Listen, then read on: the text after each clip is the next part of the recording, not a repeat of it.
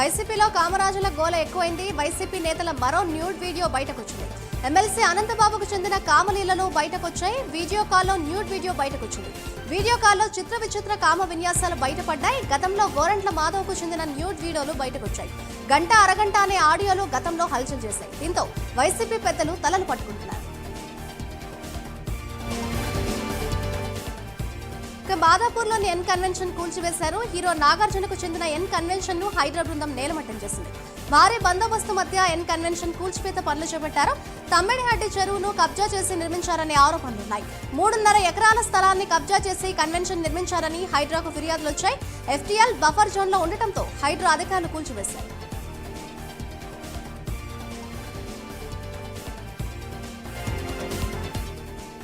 ఎన్ convention కూల్చివేతపై సినీ hero Nagarjuna స్పందించారు. కూల్చివేతలు చాలా బాధాకరమని ఆయన ట్విట్టర్ వేదికగా తెలిపారు.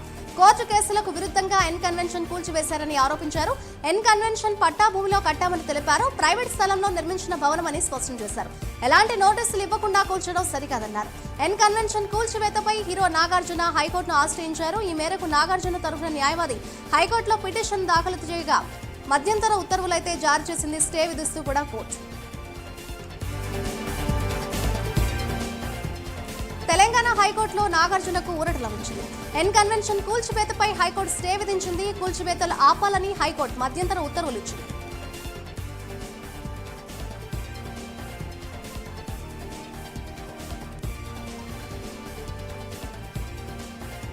మహిళా కమిషన్ ఆఫీస్ ముందు హైటెన్షన్ వాతావరణం నెలకొంది. మహిళా కమిషన్ ఆఫీస్ కు చేరుకున్న కేటీఆర్ ను మహిళా కాంగ్రెస్ ప్రెసిడెంట్ సునీతారావు అడ్డుకునేందుకు యత్నించారు. కేటీఆర్ డౌన్ డౌన్ అంటూ నినాదాలు చేశారు. దీంతో సునీతారావుకు బీఆర్ఎస్ కార్యకర్తలకు మధ్య గొడవ జరిగింది. ఈ క్రమంలో మహిళా కమిషన్ ఆఫీస్ బయట సునీతారావు బైఠాయించారు. ఇక కాంగ్రెస్ నిరసనలకు పోటీగా బీఆర్ఎస్ మహిళా కార్యకర్తలు నినాదాలు చేశారు. మహిళా కమిషన్ కార్యాలయంలో బీఆర్ఎస్ వర్కింగ్ ప్రెసిడెంట్ కేటీఆర్ విచారణకు హాజరయ్యారు. యథాలాపంగా చేసిన వ్యాఖ్యల పట్ల ఇప్పటికే క్షమాపణ చెప్పానని, అదే విషయాన్ని మహిళా కమిషన్ ముందు చెప్పానని కేటీఆర్ అన్నారు. వ్యవస్థలను గౌరవించి వివరణ ఇచ్చేందుకు వస్తే కాంగ్రెస్ రాజకీయం చేస్తుందని కేటీఆర్ మండిపడ్డారు. తమ కార్యకర్తలపై కాంగ్రెస్ మహిళా నేతలు దాడి చేశారని, రాజకీయాల్లో ఇది మంచి పద్ధతి కాదని కేటీఆర్ అన్నారు. ఆదిలాబాద్ రిమ్స్ లో నిల్వ ఉంచిన మందులు ఎలుకల పాలవుతున్నాయి. సెంట్రల్ డ్రగ్ స్టోర్ లో స్థలం లేకపోవడంతో గత ఏడాది నుంచి మందులను రిమ్స్ ఆడిటోరియంలో ఉంచుతున్నారు. అయితే పర్యవేక్షణ లేకపోవడంతో మందులను ఎలుకలు నాశనం చేస్తున్నాయి. సరైన పర్యవేక్షణ లేకపోవడం వల్లనే పేదలకు అందాల్సిన మందులు వృధా అవుతున్నాయని పలువురు ఆగ్రహం వ్యక్తం చేస్తున్నారు. AP deputy CM Pawan Kalyan మరోసారి మానవత్వం చాటుకున్నారు. తిరుపతి విమానాశ్రయం దగ్గర కేవీబీపురం కానిస్టేబుల్ పరిస్థితి తెలుసుకున్న పవన్ చెల్లించిపోయారు. కానిస్టేబుల్ ప్రభాకర్ భార్య తన భర్తను ఆదుకోవాలని సేనానిని కోరింది. ఈ నేపథ్యంలో కానిస్టేబుల్ ప్రస్తుత పరిస్థితిని తెలుసుకున్న ఆయన వెంటనే మెరుగైన వైద్యం అందించాలని అధికారులను ఆదేశించారు. యాక్సిడెంట్ కారణంగా కానిస్టేబుల్ గత కొంతకాలంగా కోమాలో ఉంటున్నారు. వెంటనే చెన్నైకి తరలించి మెరుగైన వైద్యం అందించాలని, ఆర్థిక సాయం అందజేస్తామని కానిస్టేబుల్ భార్యకు పవన్ హామీ ఇచ్చారు.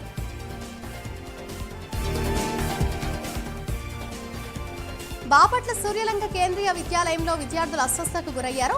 తమ తోటి విద్యార్థిని పౌడర్ పీల్చి స్పృహ తప్పి పడిపోయింది.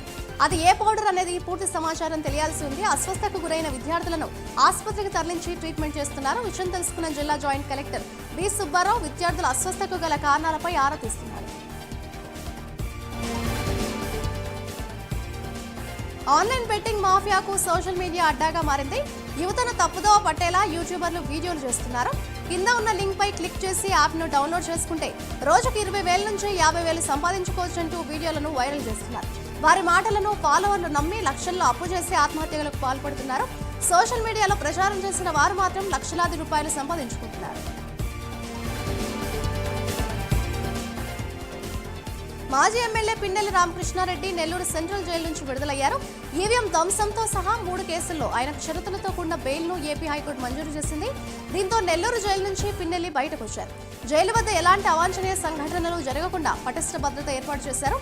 రామకృష్ణారెడ్డి జైలు నుంచి విడుదలైన పిన్నెల్లి నేరుగా బయట వేచి ఉన్న మాజీ మంత్రి అనిల్ కుమార్ యాదవ్ కారులో ఎక్కారు.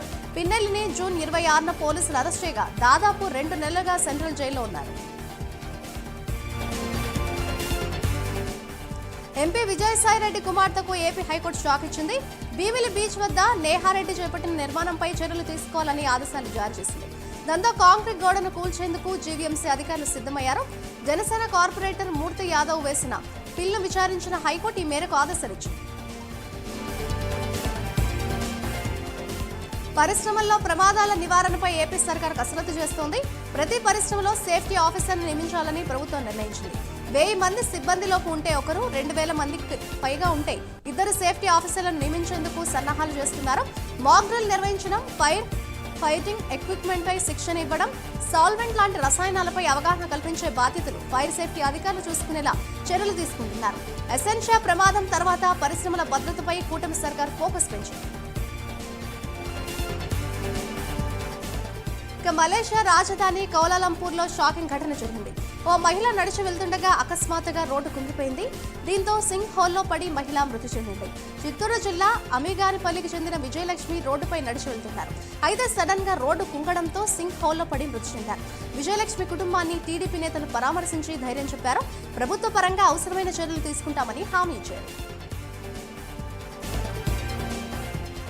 కృష్ణా జిల్లా మచిలీపట్నంలో మైనర్ బాలికపై లైంగిక వేధింపుల ఘటన ఆలస్యంగా వెలుగులోకి వచ్చింది.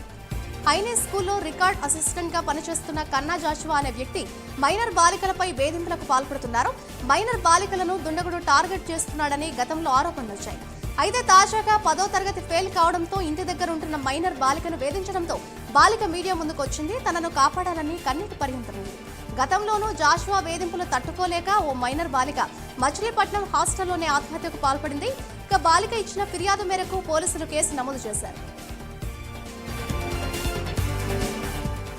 ఏలూరు జిల్లా రామచంద్రరావుపేటలోని అన్నా క్యాంటీన్ను ఎంపీ పుట్టా మహేష్ కుమార్ యాదవ్, ఎమ్మెల్యే బడేటి చంటి, ఏలూరు జనసేన పార్టీ ఇన్ఛార్జ్ అప్పలనాయుడు సందర్శించారు. సందర్శన అనంతరం అన్నా క్యాంటీన్లో టిఫిన్ చేశారు. పేదలు, రైతుల పట్ల కూటమి ప్రభుత్వం సానుకూలంగా ముందుకెళ్తుందని పుట్టా మహేష్ తెలిపారు. అన్నా క్యాంటీన్ల కోసం రాష్ట్ర బడ్జెట్లో 236 కోట్ల రూపాయలు కేటాయించామన్నారు. ఈ మేరకు CM Chandrababu, deputy CM Pawan Kalyan కు కృతజ్ఞతలు తెలిపారు. వైఎస్ జగన్ పాలనలో గ్రామాలకు నిధులివ్వక కొంతమంది సర్పంచులు ఆత్మహత్యలు చేసుకున్న సంఘటనలు చూశామని అనంతపురం అర్బన్ ఎమ్మెల్యే దగ్గుబాటి ప్రసాద్ ఆవేదన వ్యక్తం చేశారు. అనంతపురం జేఎన్టీయూ సమీపంలోని రూరల్ పంచాయతీ కార్యాలయం గ్రామ సభలో ఆయన పాల్గొన్నారు. ఈ సందర్భంగా ఆయన మాట్లాడుతూ గత వైఎస్ఆర్సీపీ ప్రభుత్వంలో గ్రామాలకు బ్లీచింగ్ పౌడర్ కూడా ఇవ్వలేదని, రోడ్లు, డ్రైనేజీలు అస్తవ్యస్తంగా మారి ప్రజలు తీవ్ర ఇబ్బందులు ఎదుర్కొన్నారని గుర్తు చేశారు. అందుకే చంద్రబాబు, పవన్ కళ్యాణ్ హామీ ఇచ్చిన విధంగా గ్రామీణ అభివృద్ధికి పెద్దపీట వేస్తున్నామని తెలిపారు.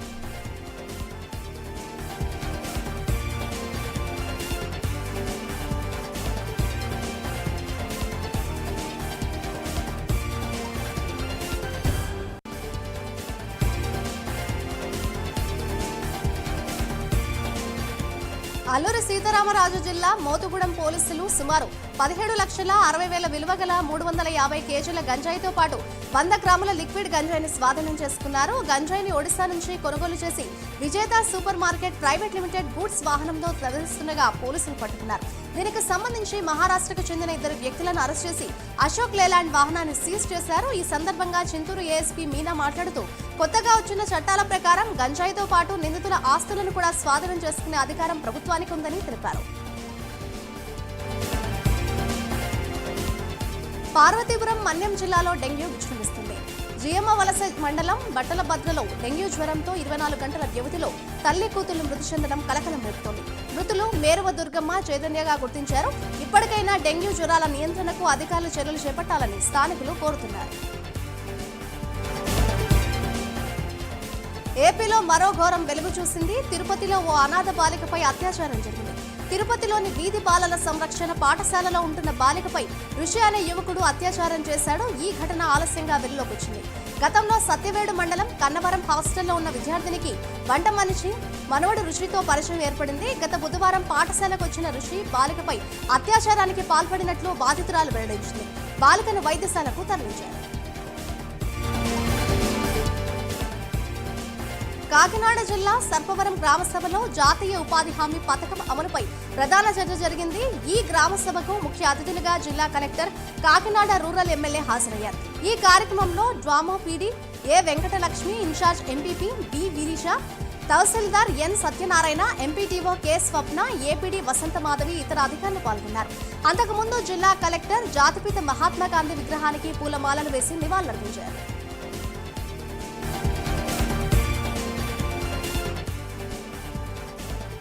మహబూబ్నగర్ జిల్లా డీసీసీబీ కాంగ్రెస్ ఖాతాలో చేరింది. డీసీసీబీ చైర్మన్ గా మామిళ్లపల్లి విష్ణువర్ధన్ రెడ్డి శుక్రవారం ఏకగ్రీవంగా ఎన్నికయ్యారు.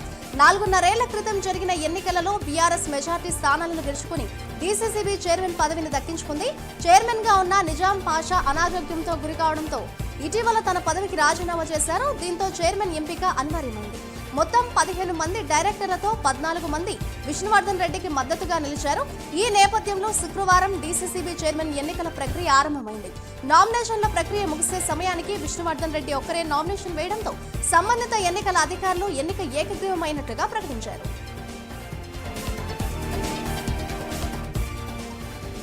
సింగరేణిలో పనిచేస్తున్న మహిళా ఉద్యోగుల కోసం ఏరియా స్థాయిలో అంతర్గత ఫిర్యాదుల విభాగం ఏర్పాటు చేయాలని ఆదేశిస్తూ యాజమాన్యం ఇటీవల ఉత్తర్వులు జారీ చేసింది. ఆ ఉత్తర్వులు ఆయా ఏరియాలకు అందాయి. పని స్థలాల్లో మహిళలపై లైంగిక వేధింపులు జరిగినప్పుడు ఫిర్యాదు చేయడానికి ఇప్పటి వరకు అంతర్గత ఫిర్యాదుల విభాగం ఏరియా స్థాయిలో లేదు. దీంతో బాధితులు ఎవరికి ఫిర్యాదు చేయాలో తెలియక ఇబ్బందులకు గురవుతున్నట్లు ఆరోపణలు వస్తున్నాయి. ఈ నేపథ్యంలో యాజమాన్యం ఈ కమిటీల ఏర్పాటుకు ఆయా ఏరియాల జీఎంలను పురమాయించింది. కమిటీలను ఏర్పాటు చేసి వాటి వివరాలను సూచిక బోర్డులపై ప్రదర్శించాలని ఆదేశించింది.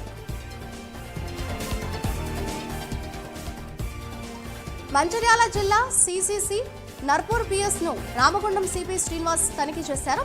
పోలీస్ స్టేషన్లో రికార్డులను పరిశీలించారు. ఫిర్యాదులపై వెంటనే స్పందించి బాధితులకు న్యాయం జరిగేలా చూడాలని ఆదేశించారు.